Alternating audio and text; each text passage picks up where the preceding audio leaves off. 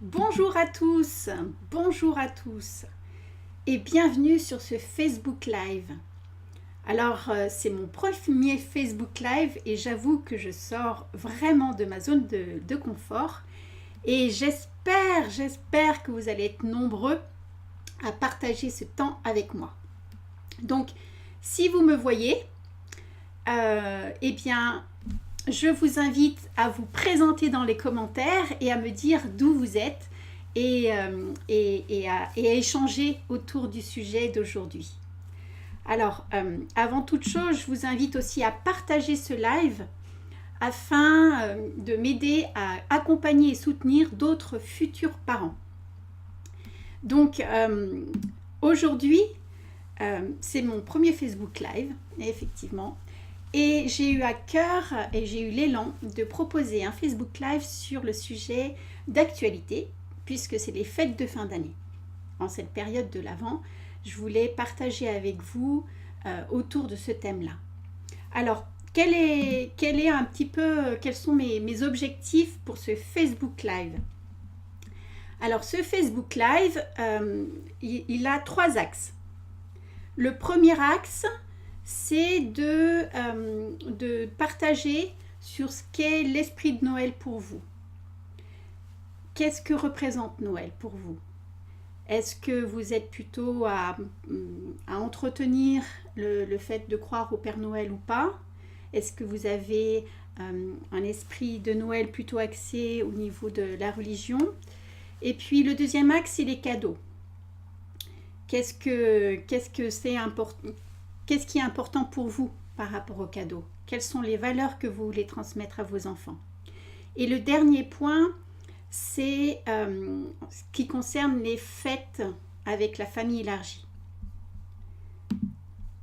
Donc, je vous invite vraiment à partager avec moi autour de ces sujets-là. Si vous avez des interrogations, des questionnements, des doutes, ou au contraire, si vous avez des pépites que vous voulez partager, c'est le moment. Donc, je regarde un petit peu dans les commentaires, si vous êtes présents.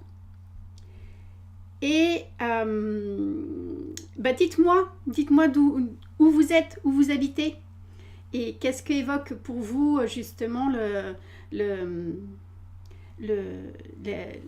thème d'aujourd'hui, qui est donc les fêtes de fin d'année. Donc, en attendant d'avoir des questions de votre part, je vous invite à réfléchir sur l'esprit de Noël.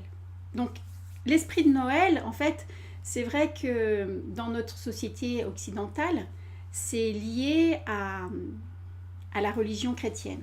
Et dans la religion chrétienne, Noël, c'est vraiment une fête joyeuse, une fête d'amour, de partage, une fête qui est autour de la générosité.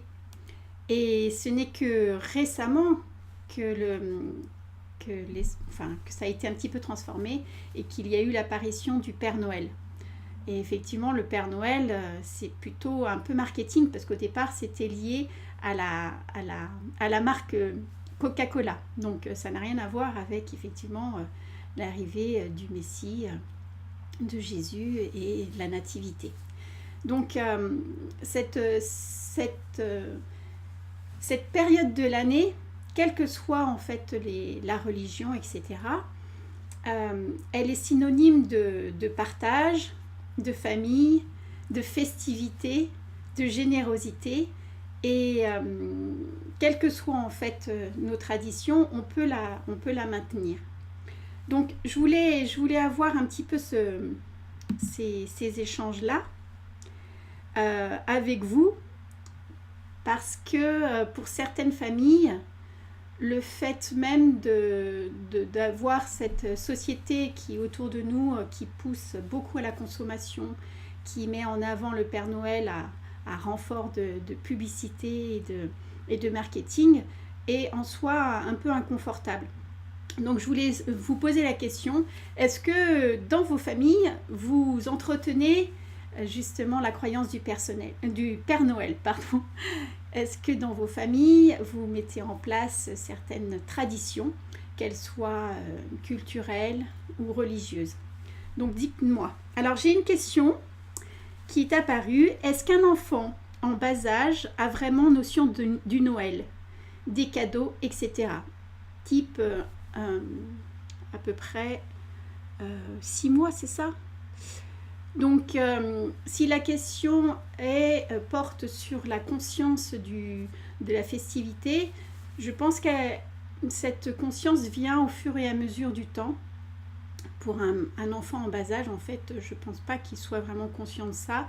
Il doit sentir l'atmosphère, l'ambiance qui est mise autour de ces événements par ses parents.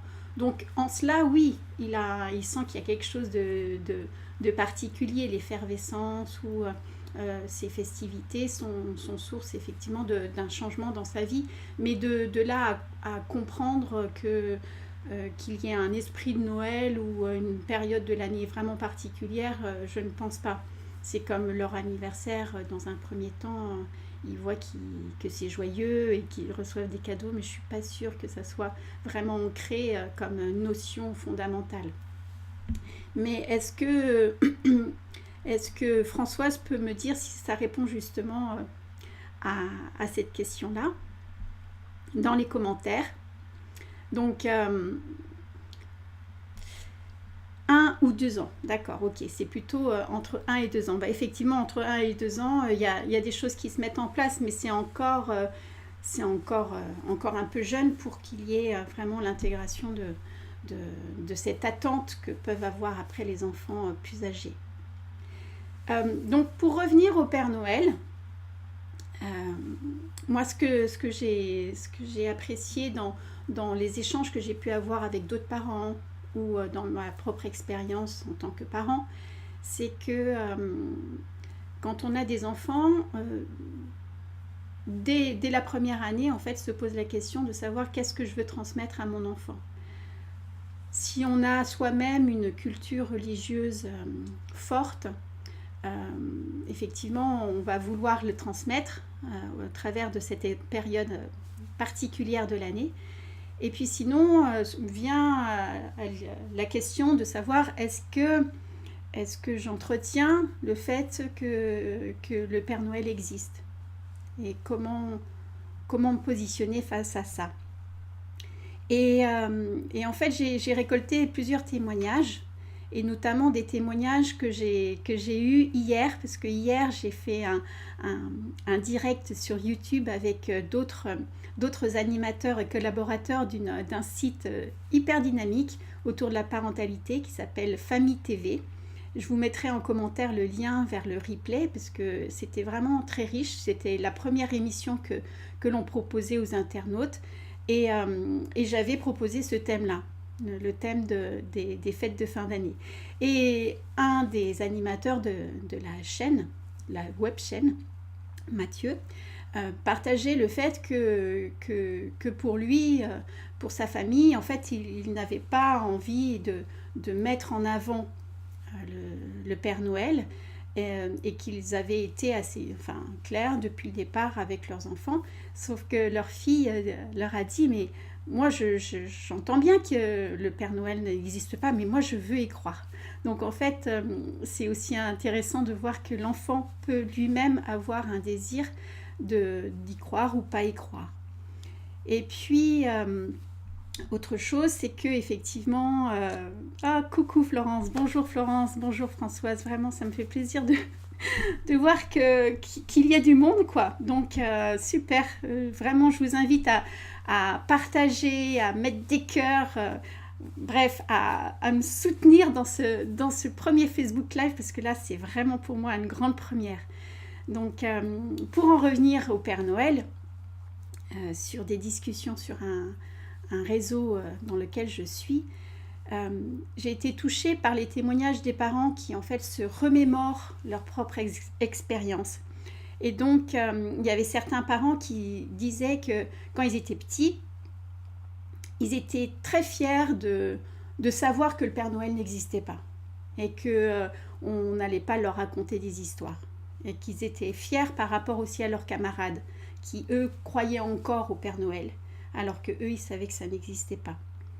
Et à contrario, il y a des parents qui ont transmis leur émotion de voir que en étant petits, leurs parents avaient fait en sorte que ce moment était resté magique, le temps de l'enfance, le temps de l'innocence, et que le fait même de faire, de partager cette idée de présence du Père Noël était en soi un effort de la part des parents.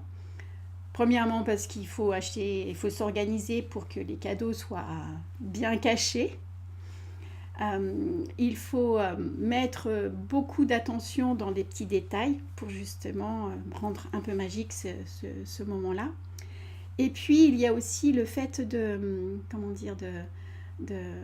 d'avoir une certaine humilité, puisqu'en fait c'est pas nous en tant que parents qui donnons un jouet, qui donnons un cadeau, mais c'est le Père Noël ou le petit Jésus s'il y a la tradition religieuse derrière. Et donc les témoignages que j'avais lus étaient vraiment très touchants de ces enfants devenus adultes qui avaient de très beaux souvenirs par rapport à cela. Et puis il y a aussi des parents des parents qui se rappellent à quel point ils ont été blessés de se rendre compte que en fait on leur avait menti et que le Père Noël n'existait pas. Et quand ils se sont rendus compte de cela, de cette supercherie, ils ont été extrêmement blessés. Donc c'est pour dire que effectivement je pense que c'est vraiment affaire déjà d'enfants, mais c'est surtout d'intention qu'il y a derrière. Et je vous invite en fait à vraiment sentir ce qui est juste au fond de vous, et quel que soit votre choix, d'avoir l'intention de partager un moment particulier avec votre enfant autour de cette période-là. Et de vous connecter plus à cet esprit d'amour, de partage, de joie, et en même temps de petits cocons, plutôt que d'aller dans ce que la société nous propose, c'est-à-dire une course effrénée vers les cadeaux et vers les achats et les achats. Alors, je lis un petit peu vos commentaires.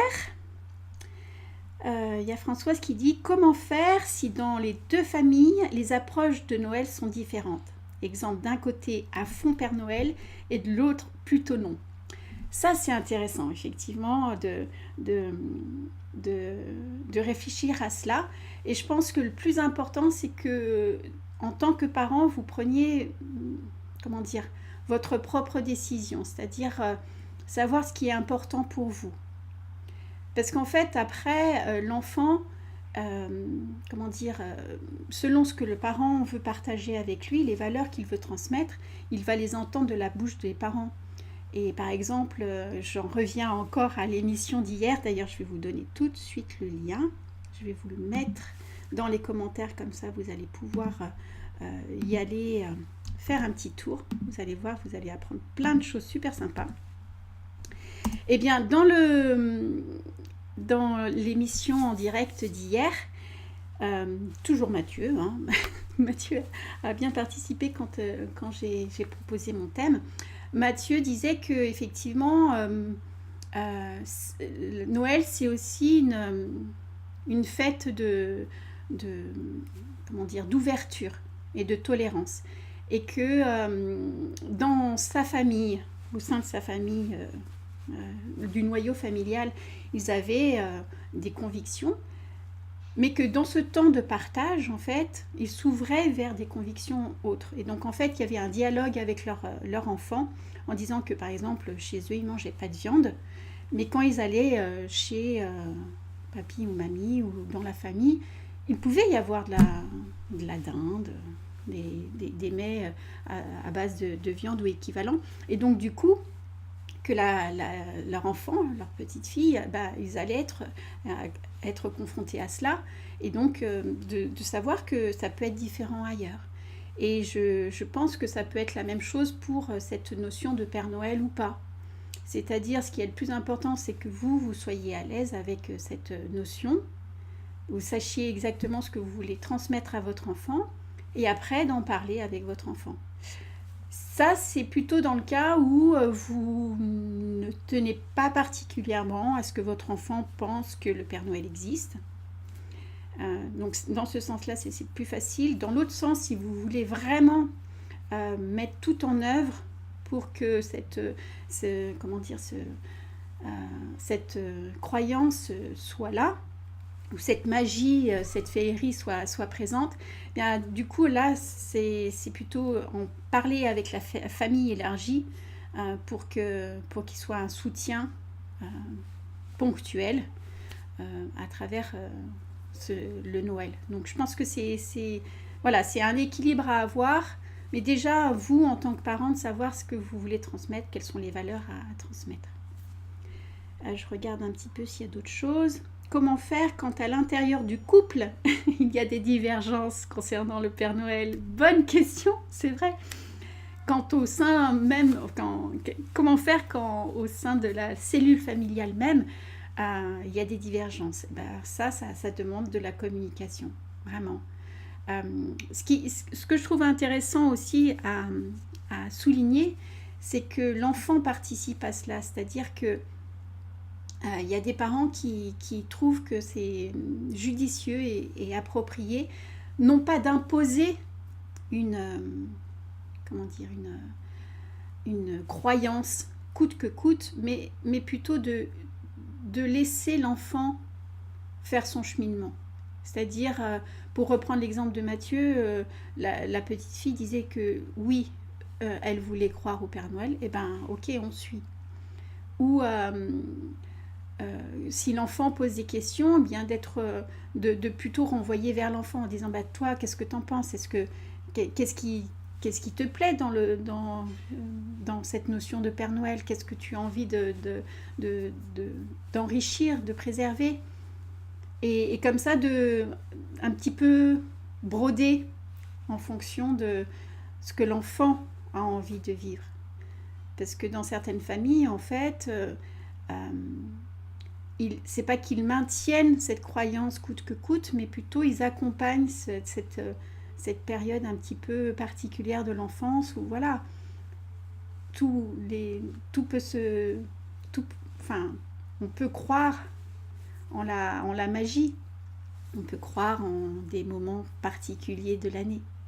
Donc je dirais que c'est plus dans ce sens-là, entamer une discussion avec son conjoint ou sa conjointe et puis voir un petit peu comment faire pour que ça se passe au mieux déjà dans la cellule même et puis après faire des compromis avec la famille élargie. Donc voilà, c'était un peu ce que je voulais vous dire par rapport à Noël, enfin au Père Noël et à l'esprit de Noël. Et en fait, je voulais aussi vous dire que l'esprit de Noël, il peut être mis en place de différentes façons. Et on peut très bien s'affranchir de toute notion religieuse ou du Père Noël qui est vraiment quand même marketing. On ne peut pas dire que ça soit traditionnel. Avec plutôt des détails. Et c'est ça que je trouve intéressant. C'est-à-dire que quand on se reconnecte avec l'esprit de Noël, avec ses valeurs d'amour, de partage, de générosité, d'ouverture, de festivité, de joie, eh bien on peut le transmettre autrement que ce qui est communément transmis. Et ça, cette période de l'Avent, elle peut être une période très riche en jolis moments en famille, par le soin que l'on peut apporter à la décoration de la maison, la participation, faire participer son enfant à ces décorations. Ça peut être intéressant d'avoir des décorations faites maison, justement, pour que l'enfant soit imprégné de cette atmosphère, de cette ambiance, de cette période particulière de l'année. Ça peut être à travers des recettes typiques de cette période de fin d'année avec des pains d'épices ou des biscuits à la cannelle, des emporte-pièces avec des formes de sapins, de chalets, de cadeaux, etc. Ça peut être aussi à travers la musique, les chants, qui peuvent être religieux ou pas, mais il y a tellement de jolies chansons, de jolis contes, de jolies musiques liées à cette période particulière.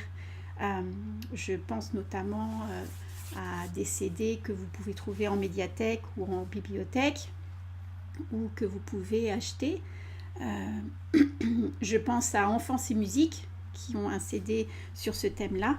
Donc voilà, vous pouvez entretenir cette, comment dire, cette ambiance à travers plein de choses qui n'ont pas forcément à voir avec soit la religion, soit le marketing ou la société consumériste qui nous entoure.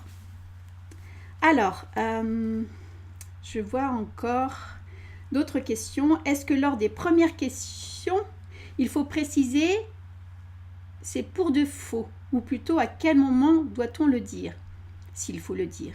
Est-ce qu'il y a un moment où c'est trop tard de le dire?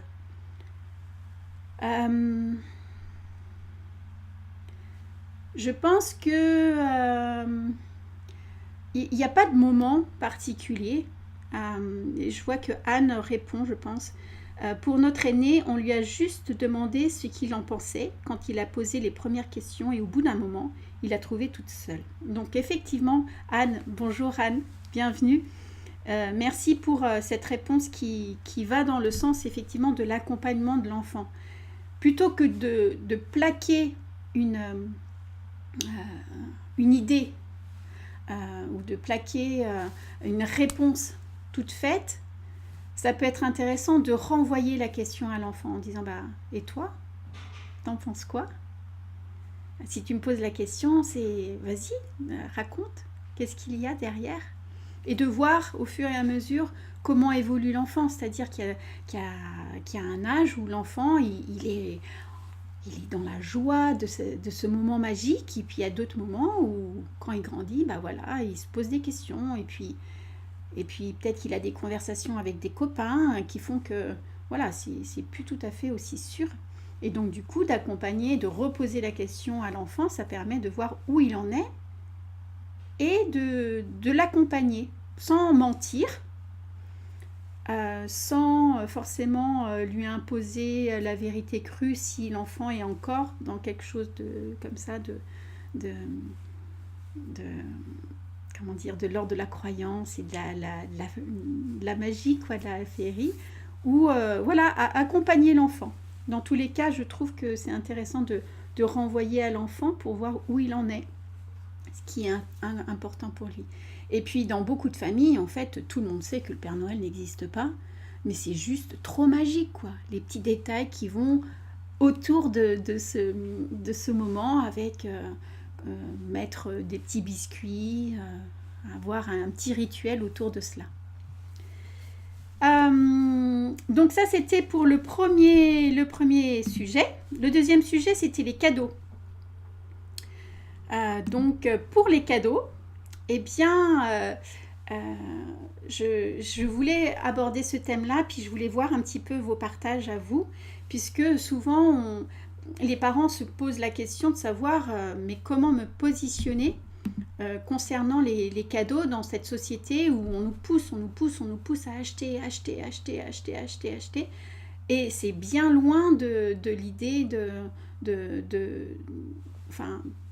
l'idée de cette fête qui est au départ une fête de renouveau, de joie, de partage, d'amour, enfin c'est ce que j'ai déjà dit. Et donc du coup, je ne sais pas comment vous vous positionnez vous-même par rapport aux cadeaux. Qu'est-ce qui est important pour vous? Est-ce que vous pouvez échanger dans les commentaires?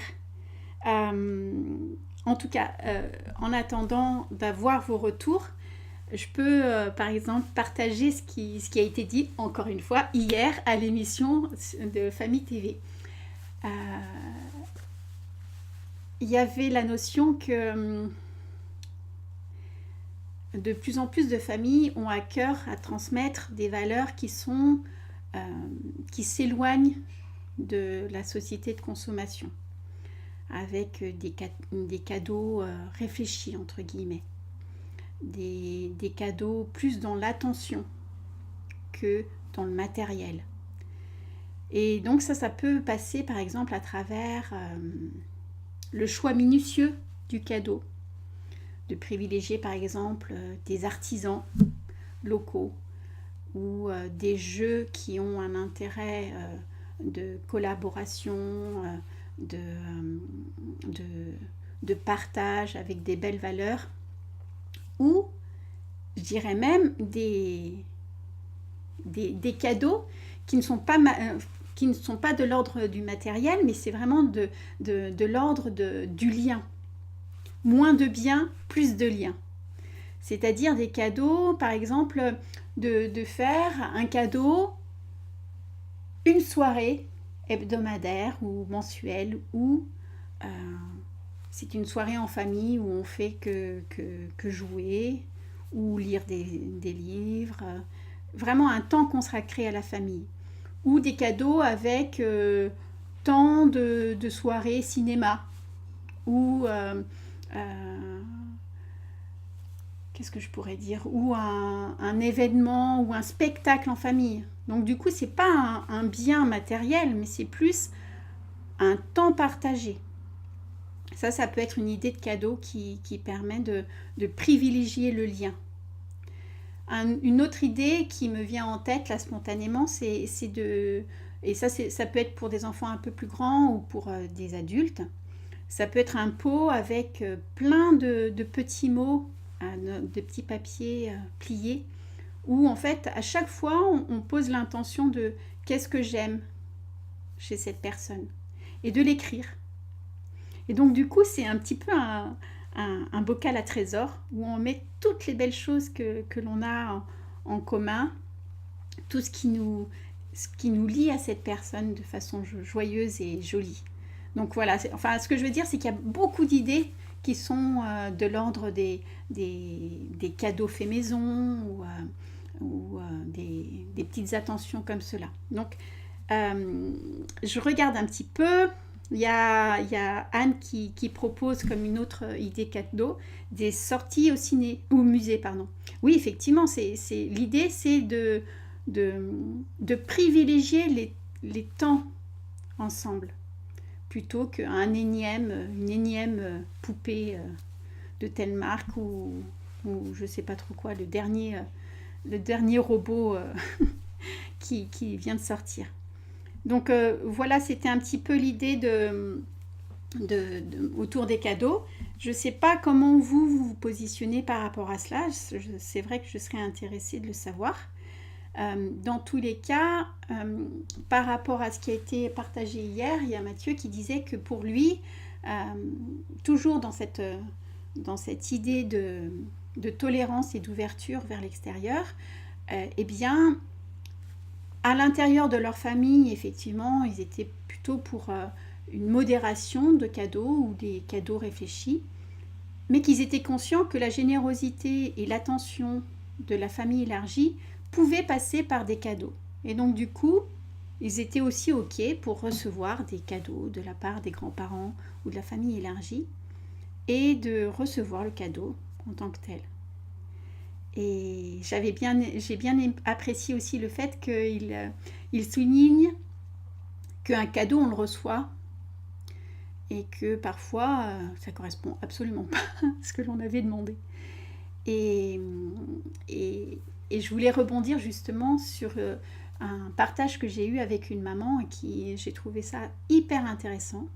Elle disait qu'elle était particulièrement pleine de gratitude envers ses parents qui, quand elle était petite, lui disaient « Écoute, ce cadeau, il est pour toi. Maintenant, on te l'a donné. Il est à toi.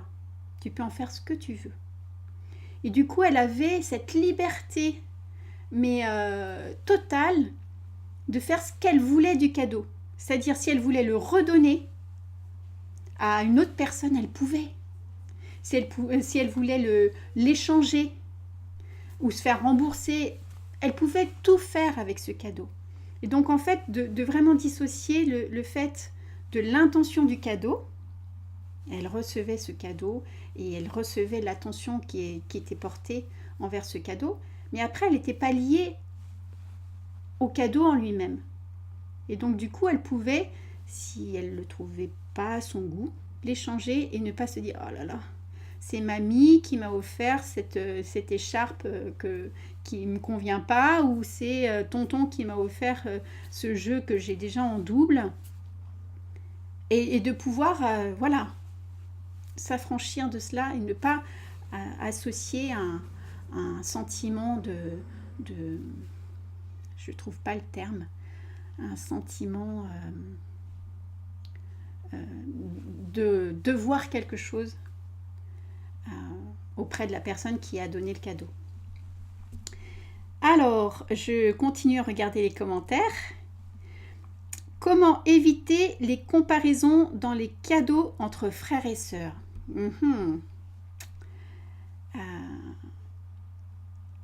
Oui, ça c'est intéressant comme sujet. C'est vrai qu'entre frères et sœurs, ça peut venir assez facilement, ces comparaisons. Après, ça peut être justement un chouette moment de partage et de discussion autour de qu'est-ce qui est important pour toi.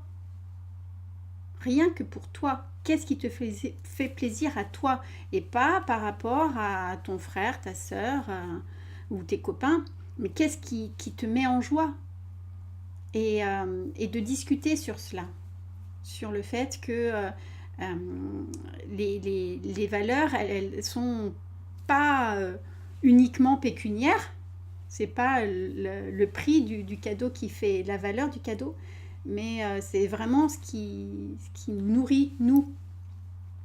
Donc, à partir du moment où on recentre sur l'enfant, il n'y a plus de comparaison possible, puisqu'en fait, chacun est différent.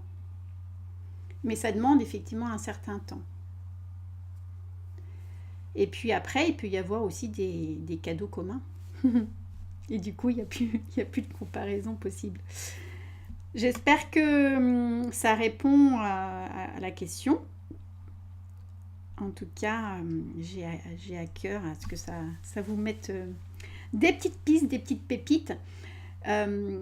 Mettez des pouces, s'il vous plaît, ou des cœurs. Allez-y pour me mettre un petit peu de peps dans ce Facebook Live.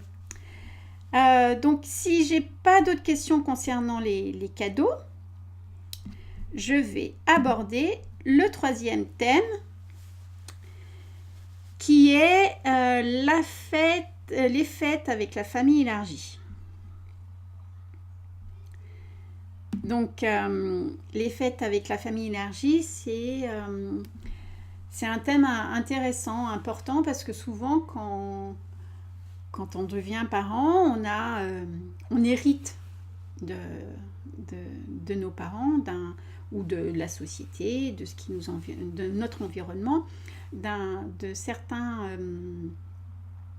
types de modes éducatifs. Et on peut justement, en devenant parent, décider de faire autrement.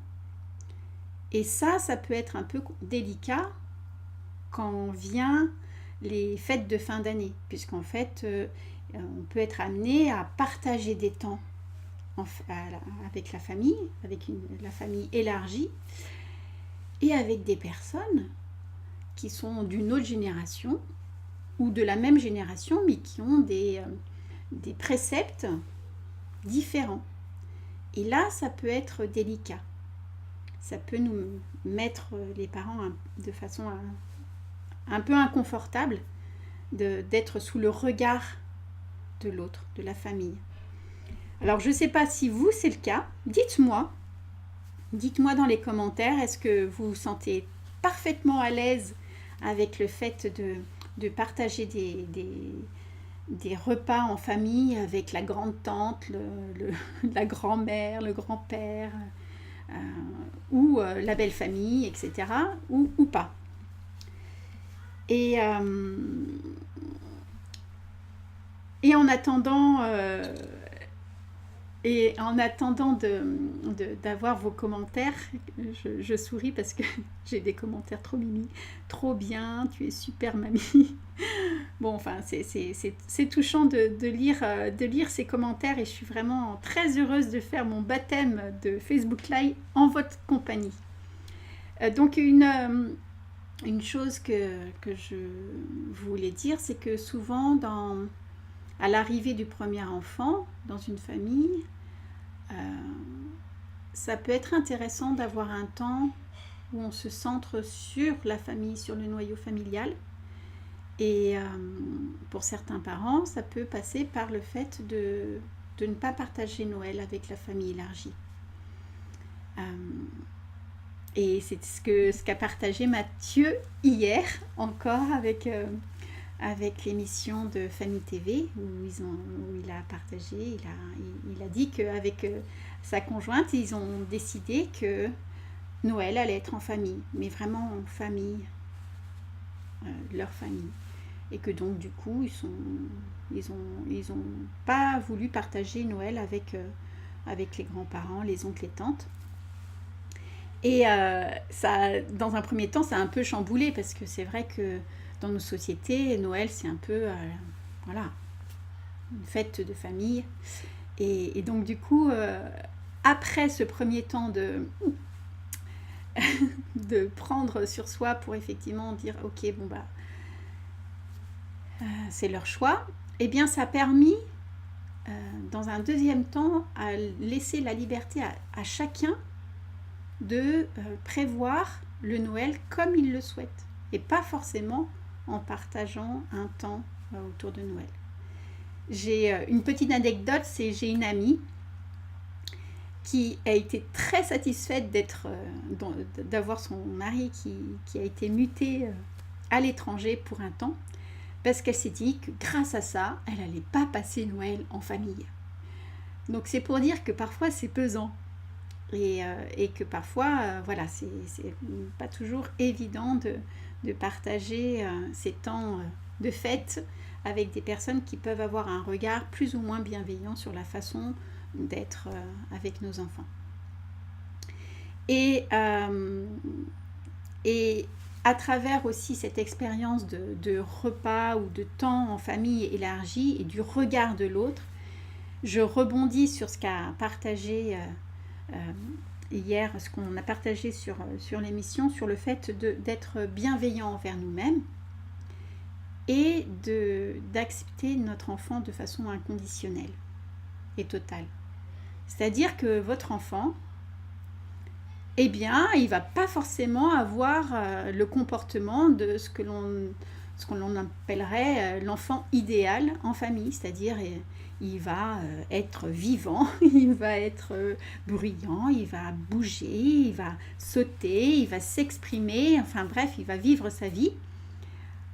Et c'est vrai que ça, dans certains milieux, ça peut être un peu déstabilisant parce que pour certaines familles, l'enfant doit avoir une certaine maîtrise de lui-même et du coup, les repas peuvent être source de questionnement et donc le parent, le fait de se dire ok, mais de toute façon mon enfant c'est mon enfant quoi, il est ce qu'il est, donc de garder ça en tête et de faire aussi la part des choses de ce qui est les projections qu'on peut avoir sur notre rôle de parent, la validation de notre rôle de parent par rapport à l'entourage. Et puis ce qui est important pour nous, c'est-à-dire qu'est-ce qui est important pour nous, c'est d'être en lien avec notre enfant ou d'être en lien avec Tati Jacqueline que l'on voit une fois par an. Donc mettre en perspective cela, ça peut faire du bien.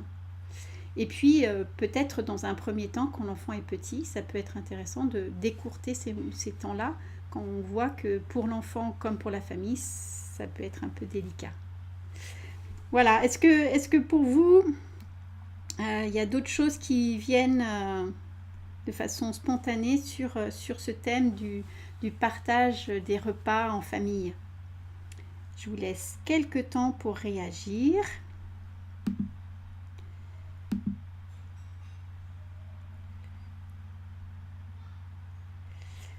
En tout cas, j'espère vraiment que ces petites, ces petites suggestions, ce partage va vous permettre de vous sentir encore plus à l'aise dans ces périodes de fêtes de fin d'année et que vous puissiez vraiment profiter de ce temps en famille, que vous puissiez vous coucouner, parce que c'est vrai que c'est une période qui appelle à cela. Les températures sont plus fraîches, les jours sont plus courts, on a envie de rester à l'intérieur. Et donc du coup, voilà, profitez-en pour faire des recettes en famille, de vous coucouner, de vous choyer, de réfléchir à faire des festivités, mais qui ont du sens pour vous. En tout cas, c'est ce que je vous souhaite. Et puis, écoutez, je vous invite à vraiment vous abonner à ma chaîne YouTube, où il y a des interviews autour de la parentalité et puis des thèmes qui sont en lien avec ce sujet-là. Donc c'est www.nouveauparents/YouTube. À me suivre sur Facebook, sur nouveauparents.fr/Facebook. Et puis, si vous attendez un enfant, ou si vous connaissez une famille qui serait susceptible d'être concernée, eh bien, je vous invite à aller télécharger l'e-book gratuit, offert, que j'ai mis à disposition des futurs parents. Et le thème, c'est 9 astuces pour vivre sereinement l'arrivée de votre bébé. Donc, vous pouvez l'avoir sur www.nouveau-parents.fr/ebook.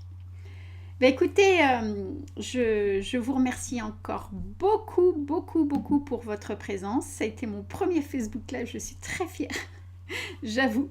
Et j'espère que ça vous donne des pistes pour aller plus en avant dans de jolies relations avec vos enfants. Écoutez, je vous souhaite vraiment de très belles fêtes de fin d'année. Et je vous remercie pour votre attention et votre présence. Et je vous souhaite le meilleur du fond du cœur et je vous dis à très bientôt. Au revoir.